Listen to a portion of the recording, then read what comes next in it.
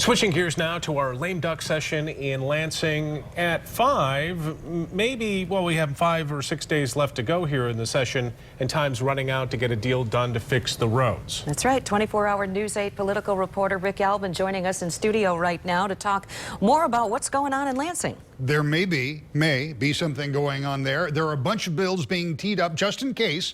Some of them will be needed to move to put the road funding deal together. That is, if you can get a compromise. The idea, find that compromise between the two most viable plans to fix crumbling roads and infrastructure, but the two bills are miles apart.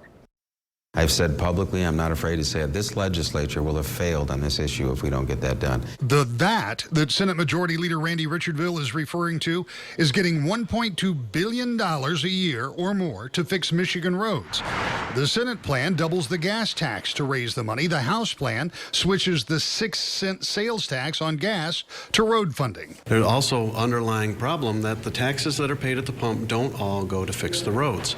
And in fact, if we just did that like the House did, we wouldn't have a problem anymore. But of course, not everyone agrees. So in the final days of lame duck, there's that age-old political struggle. It all comes down to the word compromise. And compromise is a two-way street. Get somewhere between no tax increase and $1.2 billion of increases.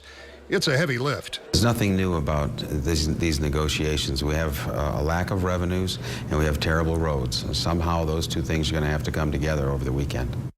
There are other pieces of legislation being moved, but most of them are just being positioned in case they're needed, either as part of a road deal or as leverage for a road deal. Some in leadership say details of a compromise could emerge as early as tomorrow or more likely Monday. Odds on bet would be a gas tax increase now, with the possibility of a ballot initiative for a sales tax increase replacement to come later. But let me tell you, tonight, that is far from a done deal. We're just waiting until they all get together and see exactly what, if anything, they can put together. And keep going around and around with it. That's right. We've also heard